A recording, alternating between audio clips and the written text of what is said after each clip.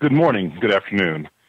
Welcome to the second of our three-part series about OpenEdge Rules. This one is entitled ABL versus OpenEdge Rules. It will be presented by Marv Stone and Peter Judge. My name is Kevin Foster, and I am going to be your host today. So again, with this webinar, why choose progress with OpenEdge and OpenEdge Rules, we are having two very established individuals presenting. The first one is Marv Stone. Marv is a principal systems engineer here at Progress Software with over 30 years of experience in IT. He started at Progress Software in 1998 and has helped to code Progress V5 and became enamored with 4GL. Marv has worked to become a trusted advisor for our partners and customers over the last 14 years as a systems engineer. He continues to be passionate and is excited to spread the Progress message of helping companies build the world's best business applications. The second person is Peter Judge. Peter is a software architect in the OpenEdge group at Progress, where he works on integrating ABL applications with various products and systems, and on the OpenEdge reference architecture reference applications. His background is in application and application toolkit design and development, but his interest spans the entire SDLC from design through to deployment, regardless of language or technology. Peter is a regular speaker at all of our PUG events and other Progress events on a range of topics from application design to GUI for .NET to general ABL topics like performance and debugging. On most days, he can be found on our Progress communities and other discussion forums. We highly recommend you utilize our Progress communities. You get a lot of great information there. So today, what we're really going to focus on to provide you some great insight into what first of all, when you should be able to utilize BRMS or Business Rules Management Systems, when can the OpenEdge apps benefit from utilizing Corticon, why Corticon is the best BRMS. We kind of focus a little bit about that in the very first part of this, and then how does Corticon integrate with OpenEdge. At the very end, if time remains, we will actually do a Q&A. So what we want you to do is think of a use case. There's a million of them out there where business rules are involved. We believe if you do it, you can evaluate and experiment. We're definitely here to help. So at this point, I think I will be turning it over to Marv. Thanks, Kevin. And good morning and good afternoon. As Kevin said, my name is Marv Stone, a system engineer here at Progress. And we're going to take just a little while this morning and talk about Corticon and OpenEdge and some of the decisions that you need to make when you're analyzing, do you want to use a business rules engine, or do you just want to code it yourself? Okay, so where is the sweet spot for a business rules engine? You know, where is it strong versus having to code it yourself? Well, there's really three areas that we look at when making that decision. It's the complexity of the issue that's being resolved. Does that decision change the parameters that make you choose one choice or the other? Do those parameters change often? And finally, is it a critical decision? Are you meeting some level of compliance when you're making that decision? This is the sweet spot for business rules, the complexity of the rule, how often it changes, and what sort of compliance are you having to meet? What's the critical nature that you're having to resolve? So in order to go through that, let's play a little game here. We're going to go through some examples, and we're going to show, is this a rule, or is this better being coded with the ABL? So the first one is the decision that you're making relatively simple, or is it potentially complex? Well, if you've ever seen a Corticon demo, you're familiar with what we call the skydiver demo. That's a very simple question where it starts. That's the applicants to an insurance company who skydive. We consider them to be high risk. So that's very simple, actually. And if that's the only thing that you're having to decide, there's no other components to that decision, that's really not a rule, because it is very simple and there's no complexity to that. But as we add layers to this, as we make that question more complex, so let's say that you're doing a risk rating, you're quoting an insurance price for, say, a military base, and they have paratroopers there. Well, if he's a paratrooper, then he's a high-risk rating. But then you start making other decisions, right? There's other parameters that need to be considered. If he has less than 5 combat missions, then that's a low-risk rating. Or if he's a cook, but he does go on combat missions because, they have to eat there as well, well, then we're going to say he's medium because he's not really involved, but he is in the line of fire. So as you add layers of complexity to the question that you're trying to answer, that's when a rules engine really starts making sense, and we would say that, yes, that is a rule. But it's not just complexity. It's also change. So if the algorithm that you're resolving is static, well, then that's fine. That's probably not a rule. But if it's likely to change over a period of time, well, that's different. So let's say we take something.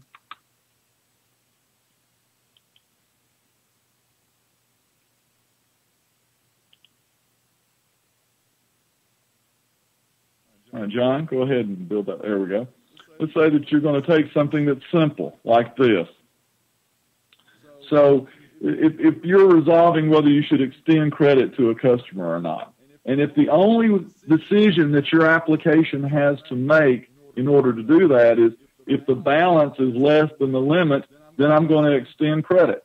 And if that's the only rule that your application uses to make that decision, well, that's not a rule because, you're talking about two static parameters there, greater than, or one static parameter there, 0. That's probably the one you're going to be using. Also, it's not going to change. That's something that you're going to keep that way. Then that's probably not a good place to use a rules engine. However, if there is a lot of change, if you're dealing with, say, workers' compensation, for example, that's governed by different states, and so you have to decide when an employee is hurt, when do we have to send out that first workers' comp check? And that's different from state to state. And that actually, if you've ever dealt with the government, you'll know that that's actually something that's quite likely to change over a period of time. This is the kind of thing where you'd want to get a business analyst involved, and you wouldn't want a programmer having to change this all the time. Now, I know in the past we've found ways around this. We use different tables, control tables to do this. But if you could remove that from your application where you don't even have to code that anymore, that is a great place for a business rules engine to be implemented. And then finally, how critical is the thing that you're making? So is it just a simple table lookup? So for example, are you just going to go out and find a customer record and then do whatever it is your application does with that customer record? Not really any decisions. You're just applying your application logic to that customer record. Well, that's really not an example of a rule. That's just core application logic. However, the more critical the component is, then it really starts fitting into that business rule level. So let's say that you're trying to decide if a shipment is hazardous or not. Well, just right off the bat, you know that that's a critical decision that needs to be made. And there's a lot of components to this decision. First, we're setting a baseline, right? So we want to make sure that we know where that level is starting. We want control over that. And as when Peter goes into his demo later today, or later during this presentation, you'll see how you can get that level of control through Corticon. And then we're setting something that we really want to know why we're setting it, right? We're setting a threat level to either high or low. That's a compliance or a critical decision that's being made that we will want to be able to go back and provide people with why did we say that that level was set to high? What decision process did we go through that set that? Or why did we say that that threat level was low? Again, we want to be able to provide or document the decision process that we used in order to come up with that. And here you see a parameter that we're using where we're saying if the shipment is within a mile of, or if it's greater than a mile from a sensitive site, then we're going to set the threat level to low. But that mile is just an arbitrary figure, and that could be changed over a period of time. You may decide 2 miles or 5 miles or whatever. And again, you don't want that decision being made by a programmer. You want a business analyst to be able to, or subject matter expert, to be able to go in and make that determination, make that change without having to involve a programmer. So just this whole level of complexity that's involved in something like this and the critical nature of it makes this a great use case for a rule. So when we're talking about rules, and rules are good things, we've been coding rules for a long time. So the concept of using rules inside the application, it's not new. We've been doing that inside of the ABL and different programming languages for a while. But there is a problem with this concept of hard coding rules or coding it in the logic itself. One, it's difficult to automate, right? It does require developers have to implement these rules, then they have to be deployed. It has to be deployed as part of a larger application release. A lot of testing has to take place. And sometimes even simple change, just a simple change to one rule, can have an impact across the whole system the more rules that you use inside your application. So how do you make sure that you're not negatively impacting or having some unpredicted result to a change that you're making? And change is something that we all deal with as developers, whether it's because of regulations or policies, competition, different things require change. And then the harder that change is to make, the more critical that component is that we're changing, the longer it takes us to go through the QA process and make sure that everything's okay. So there is a better way to do this inside of your application. So when you're considering Corticon, we talked about, we showed the examples where the business rules engine has its sweet spot. So as you're going through and you're saying, okay, do I want to code this or do I want to use a business rules engine? Remember the things that we talked about, and then ask yourself a few questions. And the more times you say yes, the better the chance is that your application is going to benefit from Corticon. So we talked about the complexity of the decision. Will it have to be personalized for different accounts or for different users? In other words, will you have to have different versions of your code to meet certain criteria for different customers, different departments, different users? Change. Anything that's going to change quite frequently, we really don't want that put inside of our business logic. Our core business logic should be something that changes rarely. Anything that changes a lot, we really want to pull that out of that core logic. Is accuracy and integrity critical? So not only of the rule process itself, but the development process. Do you want to make sure without having to go through a long QA cycle, is everything accounted for, and is the integrity of the code sound? And then the more transparency that's required. So when people are going to come back to you as a developer or come back to your company and say, why was my credit denied? Why was this shipment marked non-hazardous?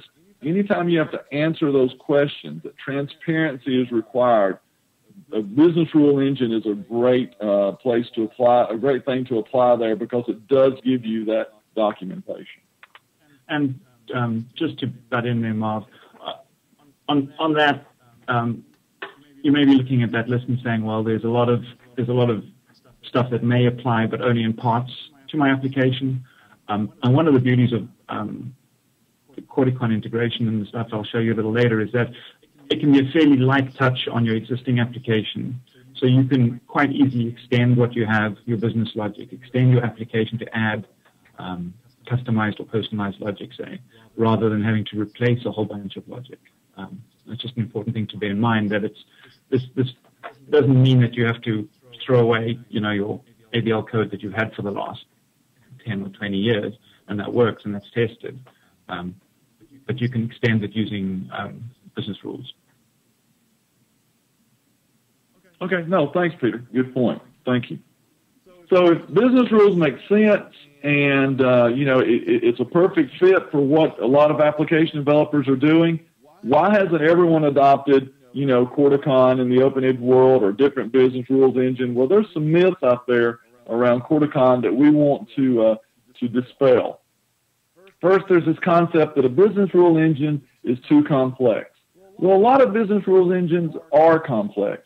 However, Corticon is not, and you'll see when Peter's doing the demo that simplicity is the number one differentiator for Corticon from different engines.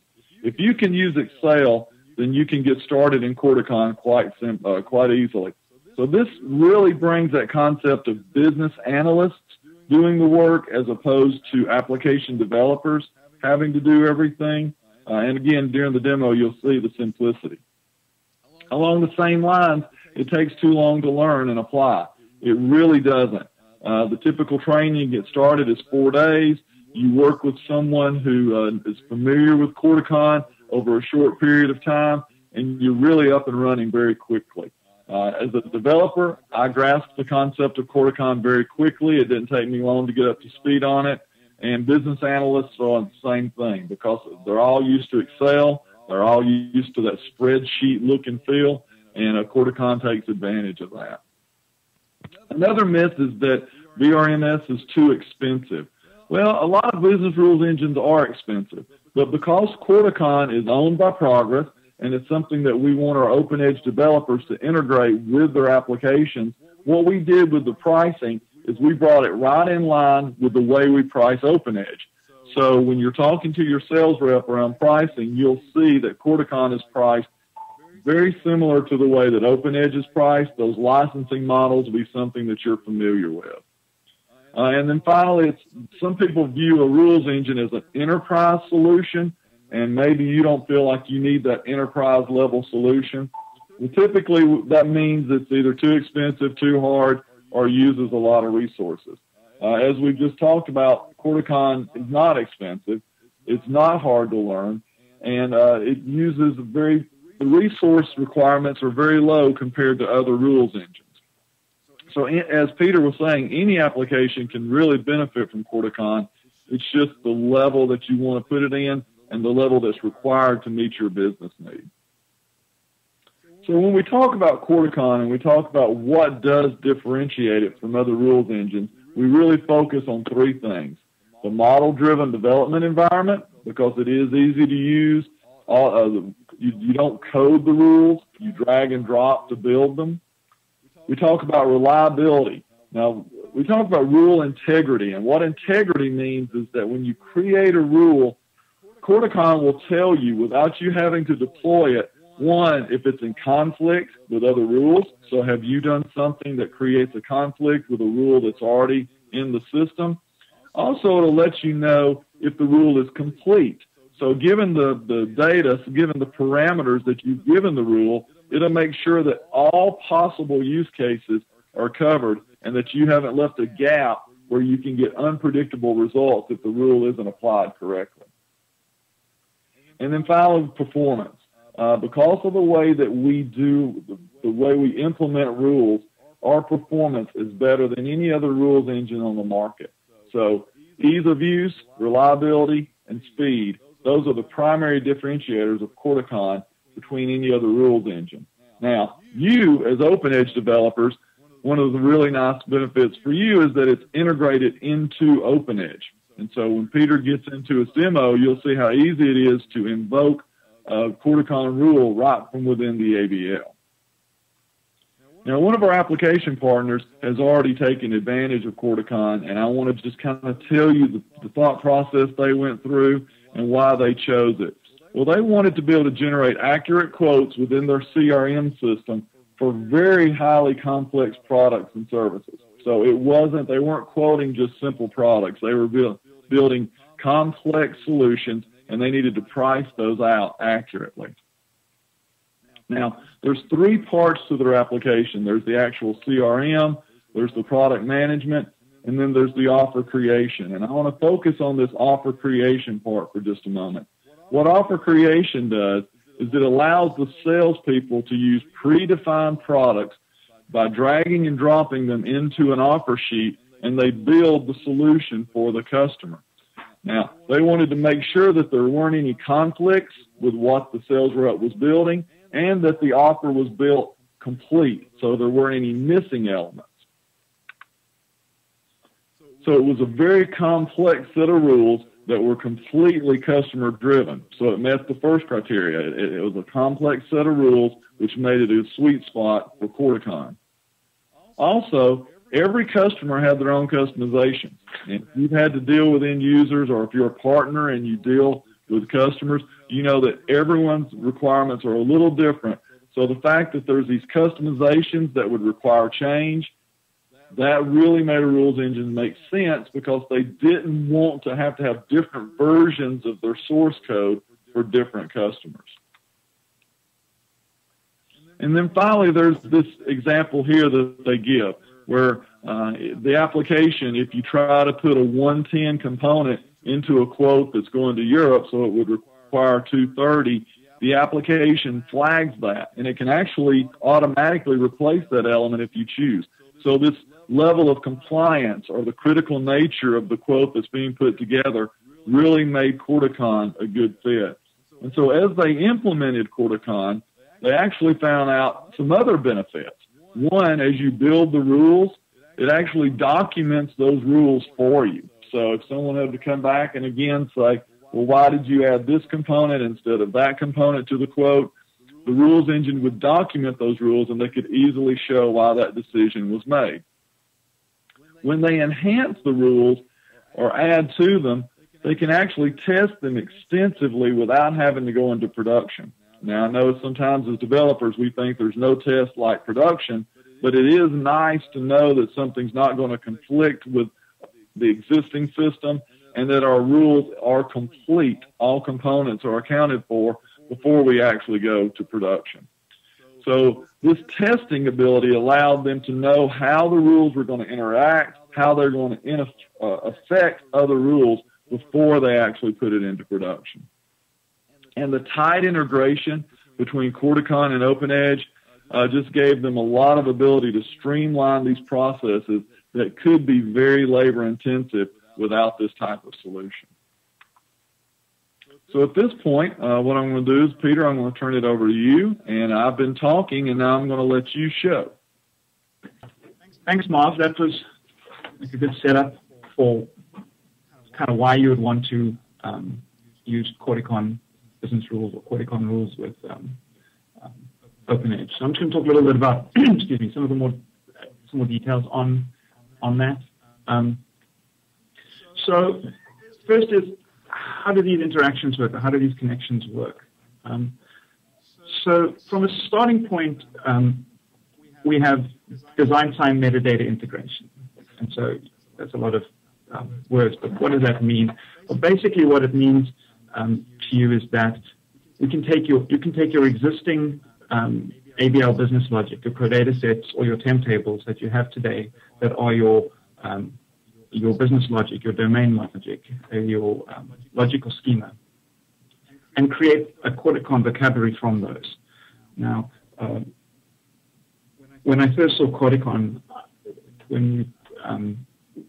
after we bought Corticon, after Progress bought Corticon, the engineers and were doing a run through for us, and I was like, their vocabulary looks exactly like a prodata set. And it's pretty much an identical thing. It's a bunch of tables and fields tied together with some relationships. They have slightly different names for it. And I thought, well, that's great. That's a nice match.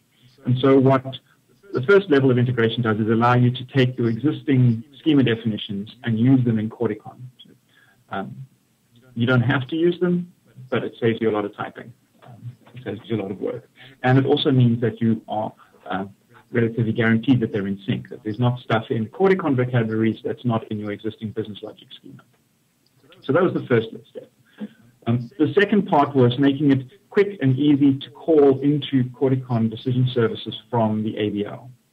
So we created a simplified API that hides pretty much most of the complexity, abstracts out the transport, and lets you call into decision services from ABL using excuse me, a few lines of code. It's almost 5 or 10 lines of code. It's quite compact. In addition, you can use those existing temp tables and data sets that you have in your business logic, pass them off to Corticon, have the rules operate on them, and get them back. There are also some macros in Progress Developer Studio to help you write the code or template out the code. The names are here: BR, Connect, Invoke, and Get Message. And that goes to the three kind of operations that you need to do that Marv kind of touched on earlier. You connect to the decision service once. You invoke decision services on that as many times as you need, and you can get messages from the decision services. And I'll go into detail on that in a sec. And And these two things are going to be pretty much the demo I'll show. There's other integration as well. Corticon has a feature called Enterprise Data Connect, which lets you do lookups on the database in the middle of rules. So one of the use cases for calling business rules is pass in a relatively light payload, a relatively small amount of data, and have Corticon operate on it really, really, really quickly. One of the things that Marv touched on but didn't really mention is how fast Corticon is. It executes rules like super quick, super quick. And so one of the use cases is pass in a relatively small payload, get it to operate, and come back. But there may be times when the rules that you've written work on more complicated data, tax table lookups or insurance code lookups, those sort of things that you don't want to have to pass in every single time. And so you can use EDC to go and do data lookups. The phrasing is we enrich the data, the request data with lookups. An OpenEdge database is supported for that. You can also manipulate the data in the database from the Corticon decision service. That kind of doesn't really gel well with our recommendation that you use the app server to do this, but the capability is there. Corticon and BPM go well together. I'm just skipping to step 0.5. They go really well together. And I'll talk a bit of, you may think, well, they're kind of similar things. I'll talk a bit about why they're different in a bit. And also just where Corticon and BPM fit into the ORA. I'll describe that in some detail. The one nice thing to know is that if you'd like to use Corticon from ABL, is that the underlying technology or the calling mechanism is using web services, which you can use pre-11.3. This API I talked about earlier, points 1 and 2 on this slide, were released in the product in OpenEdge 11.3. But prior to that, pretty much whenever you could call decision services, going back to 10.2, 10.1, I think 10.1a was web services out. You can call into Corticon decision services. And there's some documents and descriptions of how to do that up on Progress communities, if you want to go take a look at that. I will say it's much easier using the existing API. You don't have to figure out what the schema of the XML is and stuff. So I'll encourage you to take a look at the API. Okay, so I've covered some of these things. The shared definition of the vocabulary. So in other words, we can take a set of temp tables or one or more temp tables and export the schema out into what we call a business rules vocabulary definition. And we came up with this name, and the mobile folk have a much cooler definition. They call it a JSDO, and so they get to be the Macs of OpenEdge development, and we get to be the PCs, where we call it business rules vocabulary definition. Just doesn't roll off the tongue quite as nicely, but we can generate out we can export the schema. Now the reason why, and then we'll import that into Corticon. And the reason why we have an export and an import is basically something Marv said earlier, is while I think in a lot of ABL development, in smaller development shops, you're going to have the same person, at least initially, writing business rules and your ABL logic. And as you deploy that out, your customers can modify them. But that's not necessarily always the case. You can use Corticon Studio inside, together with Progress Developer Studio in a single Eclipse environment, but we decided that we would cater for the use case where you might have two separate people doing rules and business logic. So we have it as two separate steps. Once we've exported it, we import it into Corticon, and we create a vocabulary. As I said, a vocabulary is just it's the word that Corticon uses for this logical schema. We'll see this in the demo as well. Once we've done that, from our ABL, we're going to invoke or call the decision service. And these three highlighted chunks show the most important parts. Firstly, we connect to the decision service with a name. The name's all we really need. Corticon's got really rich versioning built in, version numbers, semantic versioning, as well as versioning by dates or effective dates, which means that you can publish decision services to be valid at different times, which is quite neat. So the first thing we do is connect. Typically, in your application, you're going to do this probably only once. You don't want to keep connecting and disconnecting on every request. Once you've connected, you're going to call decision services. You can see we can pass out, in this case, an applicant table. Those of you that have seen the Skydiver Corticon demo may recognize the names and the fields. But basically, we pass our temp table in and out. And once we've done that, we get the rules messages, some audit messages. So what I'm going to do now is I'm going to show you how these various pieces work together. So just come to my Progress Developer Studio. So what I'm going to be doing is the story that, or the context that we're doing this in is a business that's got orders out, right? Customers buy stuff, and customers don't always like what they've got for various reasons. It's too big, or it's too small, or there's too many, something. And so this screen here in my Finance Developer UI is intended for customer service to, when the customer phones, to process an order, to process a return, I'm sorry. So the customer would say, order number 123, I don't like it, I want to send it back. And we're going to add some business rules to decide whether or not to accept that return. Okay. So I created this UI up front because it takes a little bit of time, but basically our business flow would be we have a data set over here. I'll just scroll down quickly. It's a data set of orders, order lines, customer detail, right? Order, customer detail. And so what we're going to do is we're going to use these orders for our decision service or for our vocabulary. So I'm just going to right click and say Progress OpenEdge, generate business rules vocabulary definition, and pick my class. And you can see all of the scheme that comes up. I say I want to export this data set, and I'm just going to put it into a file called EARS.BRVD, and it's going to export this schema for us, and off it goes. Okay, so now that's our ABL code. You can see you can have multiple temp tables, you can have multiple data sets in this export file. I'm now going to switch over to Corticon Studio to go and create some rules. So the first thing I need to do is say File, New, Rule Project, and I'm going to call this RA for return approval. This is also in an Eclipse-based environment, as you should be able to tell. And as I mentioned, you could have these together in a single Eclipse. So you can have OpenEdge and Corticon playing nicely together. The next thing I'm going to say is File, Import. I want to import that vocabulary definition file. And so I say Corticon Business Rules Vocabulary Definition. And I'm going to select my file. I can pick it out of the workspace, or I can pick it out of the file system. I remember what I called it, so I'm just going to type that in.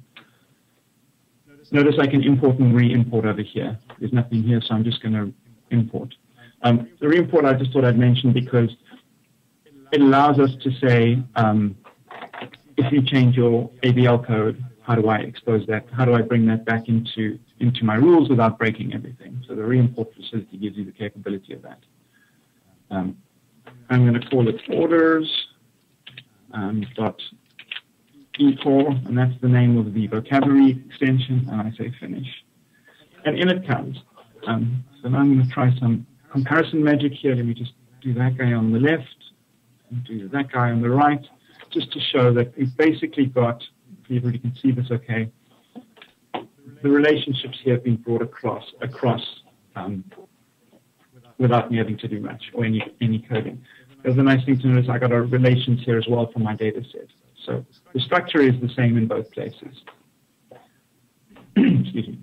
Once I've got that, this is kind of the vocabulary is the basis of your decision service. The basis of the rules you create is the basis of the actual decision service. So once you've created that, I need to create what's called a rule flow. Sorry, a rule sheet. A rule sheet has got the rules in it. and I said Control N there, or File New, rule sheet, and I'm going to add some rules. I'm going to call these first rules. I use this vocabulary, and I say finish. So the rules have got a couple of elements to them. Conditions, top left here, is basically a series of if statements you can type back conceptually in your mind to into ABL programming. A series of actions over here, what to do, so the result of the if, and some rule statements which are auditing or some kind of an audit trail of what happened. So coming from a programming background, I always started with my ifs, because that's how you program, right, top down. And having worked with Corticon for a while and spoken to a bunch of the people, the SEs and the engineering people, they're like, no, it actually works better when you start with rule statements and then you model back. So your rule statements are kind of your business goals, if you will, or the business results. So I'm going to start with there. I'm going to start with basically a couple. So remember we're doing order returns, and I'm going to start from, I'm going to evaluate those based on the reason. So the first thing I need to do is say, well, there's no reason supplied.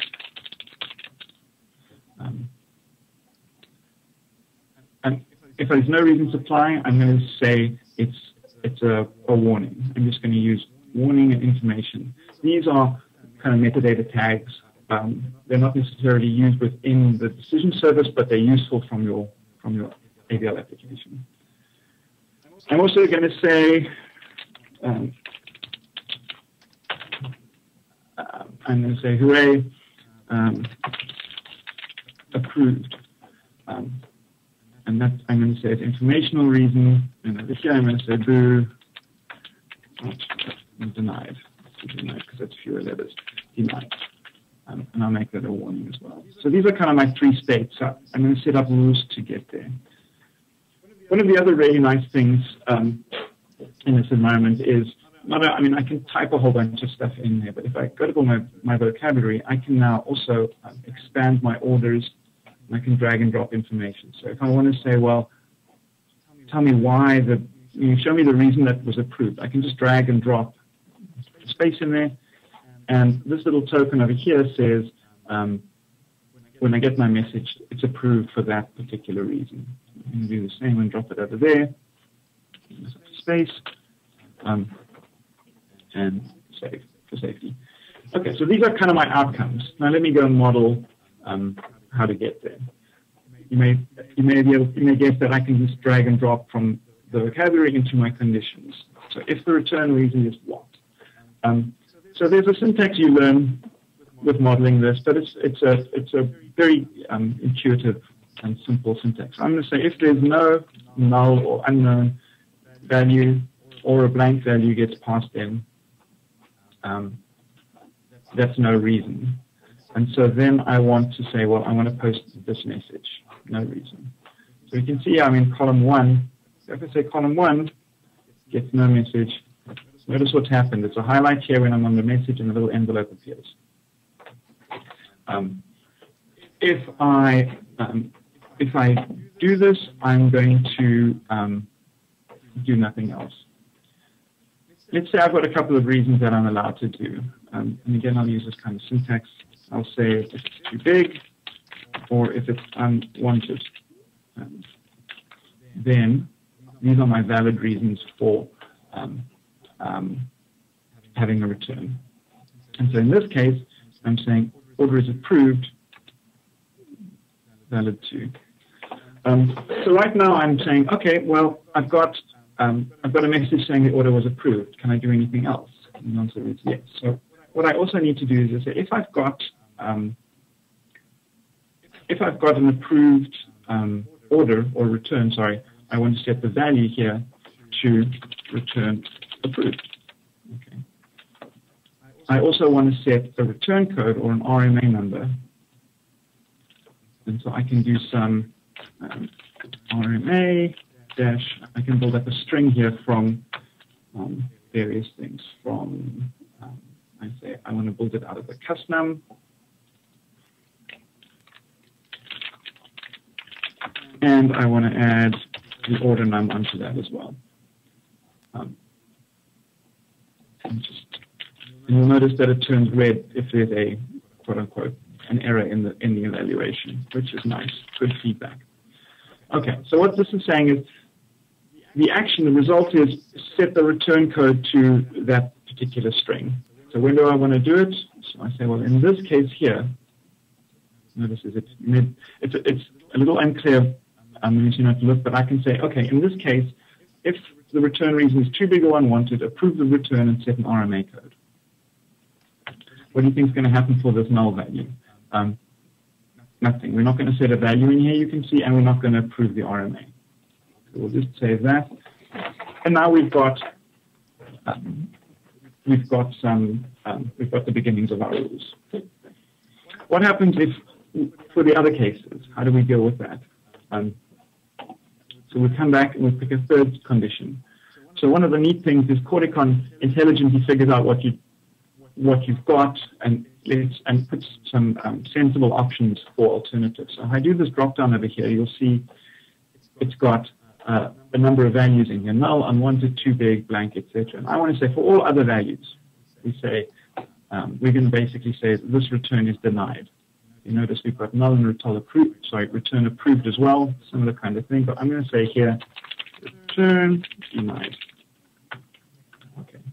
I do not want to set the value, any other values, and I want to make sure that column 3 gets a message saying return denied.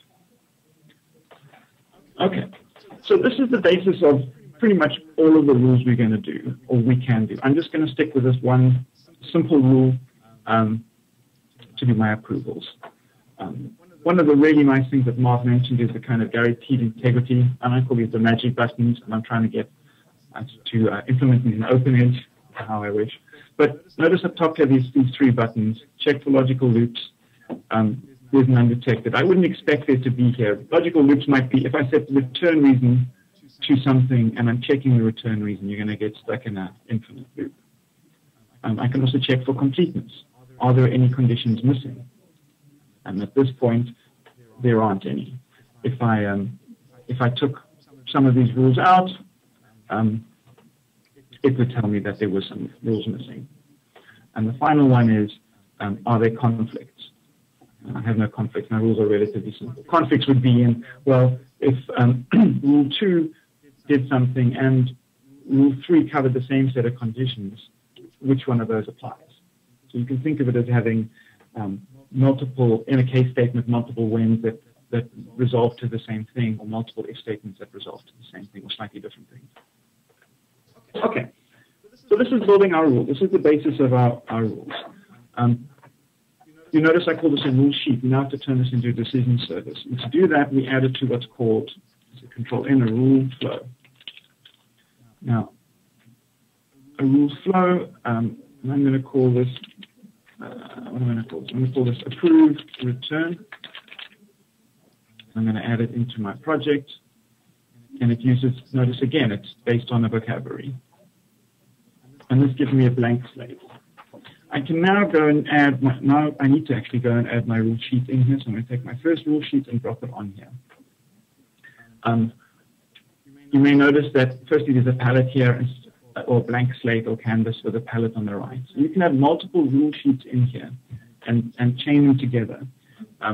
So this allows you to kind of have smaller sections of logic. So if you're doing insurance approvals and you've got many different kinds of products, but all of the products share a common medical approval, for instance, you can write one rule sheet and reuse that across your flows. But it's not the same as a BPM workflow that I wanted to point out. Excuse me. So I'll add that in, and I'm going to save that. If I go down the bottom here to the properties, let's make it a little bigger, the properties of the rule flow, notice here we have version information, version 1.0, and effective date. I mentioned this earlier, that Corticon gives you the ability to version quite nicely. I've saved this, and now I'm going to publish it. Publishing is pretty simple. I go to project, publish, I go to a server, and say next, and it tells me here's a list of decision services that you can publish version 1, I say publish and go. It takes a few seconds, and off we go. We're published. So now we can call this. I'm now going to go back to my OpenEdge screen, and I'm going to make this bigger so I can see it and integrate the call to the decision service into my UI. So I'll just click into the code. So there's a couple of things we need. As I mentioned, the first thing we do is connect. We have some ABL code that lets us connect. The rule server connection is the connection. I want to give the service name, which we've called, my memory is like a sieve, approved return. And we give it the name. And then we say, give us a new decision service for that name. Notice we've just specified the name. You could specify a version if you wanted a specific version or a specific effective date. Once we've got that, we then need to call it. So just going back to my UI, when I click on the button over here, I want to invoke the decision service. And I scroll down a bit and I have the click here. So this really is the simplicity of the API. I'm populating a temp table record here. E-order is my temp table. I'm giving it order number and the customer number and the reason from the UI. I don't, in a more realistic or more real-world environment, I probably have this temp table populated already. I pass the data set to the decision service. It does its thing. It comes back, and I then process the results. Once I get the record back, I'm going to take the value of the order status, which if you remember, we set in certain circumstances, and I'm going to get the return code and put it into onto the UI. I'm also going to go through those messages, those audit messages, and put them on the screen. So the return code, etc. I run this UI. As you can imagine, a customer phones, and this customer 100 with order 200. And let's pick a reason. Let's just say it's too big, and we request our return. This has now gone off, and done my approval. Notice the status has been updated to return approved. I've got an RMA number, which is calculated, and I've got a message here. Now, those of you with sharp eyes will notice that's not one of the messages that we put in there. So this is a great way I can highlight how quickly it is to redeploy my decision service. If I come back to my rule sheet, I'll go back to minimize this so you can see it. You'll notice here I have these messages and they're hooked up, or they're connected with the rules. But I forgot to do one thing, which was to say basically which temp table do they apply to. They all apply to e-order. So I'm going to save that, make that change, and I'm going to republish my decision service. I'll come back to this UI, and notice the decision service here, the version is, excuse me, number is still the same. My next button is disabled because Corticon knows that version 1.0 is published already. I say I want to republish it. This is a bug fix, if you will. And then we publish this. And off it goes. Now I can come back to my UI, and if I now notice I haven't shut this UI down or anything. I now request my return. Off it goes, approves, and gets my decision service. Right? So without changing my clients, I can go and republish, make fixes, and republish. Typically, you catch these in testing, and Corticon's got good testing tools built in. If I want to do a return because it's got a horrible, order 201, whatever, it's got a horrible color, so I request a return. The return is denied. So that's basically the integration that I want to talk about and show you today. I've mentioned as well the database integration, enterprise data connectivity feature, which will connect to the JDBC, through the JDBC drivers to an OpenEdge database and other databases too, supported for 11 and 10.2b. And as I said, that's useful for bringing data into a decision service that you want to use for master data that you want to use for lookups. So you might pass in a customer number, or you might pass in an order number, and you can go and fetch all of the data that's related to that, associated with that.